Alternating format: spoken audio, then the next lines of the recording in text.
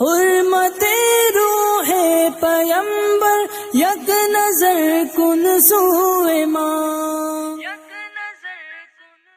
السلام علیکم ورحمۃ اللہ وبرکاتہ. وضو کو توڑنے والی چیزیں متعدد ہیں.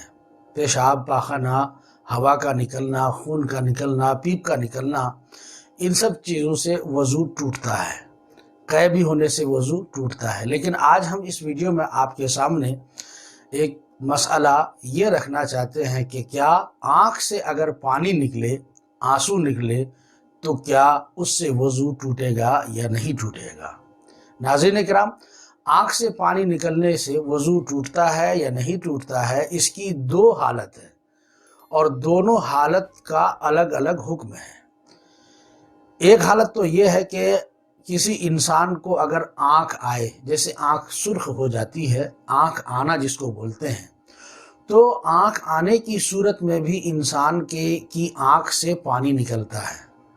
اور آپ نے دیکھا ہوگا کہ آنکھ کے جڑ کے پاس ایک طرح کا وہ لیور ٹائپ کا وہ ہو جاتا ہے. تو انسان کی دکھتی ہوئی آنکھ سے جو پانی نکلتا ہے وہ ناپاک ہے، اور وہ جو کیچڑ ٹائپ کا ہو جاتا ہے وہ بھی ناپاک ہے. لہٰذا دکھتی آنکھ سے پانی نکلنا یا پھر وہ کیچڑ کا نکلنا، اس سے وضو ٹوٹ جائے گا.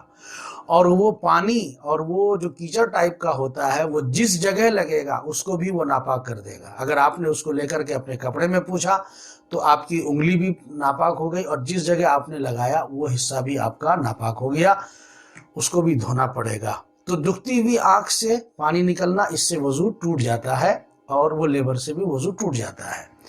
لیکن اگر انسان روئے اور رونے میں آنسو نکلے تو کیا اس سے وضو ٹوٹے گا یا نہیں؟ اس سلسلے میں فقہائے کرام یہ کہتے ہیں کہ رونے والے شخص کے آنکھ سے جو آنسو نکلے تو اس آنسو سے وضو نہیں ٹوٹے گا، کیونکہ وہ آنسو ناپاک نہیں ہے بلکہ وہ پاک ہے. اس سے نہ وضو ٹوٹے گا اور نہ وہ جسم کے کسی حصے میں لگنے سے وہ حصہ ناپاک ہوگا. خلاصہ کلام یہ ہوا کہ دکھتی ہوئی آنکھ سے نکلنے والا پانی یا پھر وہ کیچڑ، یہ دونوں کے دونوں ناپاک ہیں، اس سے وضو ٹوٹتا ہے. اور آنسو کے نکلنے سے رونے کی حالت میں یا خوشی کی حالت میں بھی اگر آنسو نکل جائے تو اس سے وضو نہیں ٹوٹے گا. ناظرین کرام، مجھے امید ہے کہ آپ کو یہ مسئلہ اچھی طرح سے سمجھ میں آیا ہوگا. آپ ہمارے چینل کو سبسکرائب کر دیں، ویڈیو کو لائک اور شیئر ضرور کریں. السلام علیکم ورحمۃ اللہ وبرکاتہ.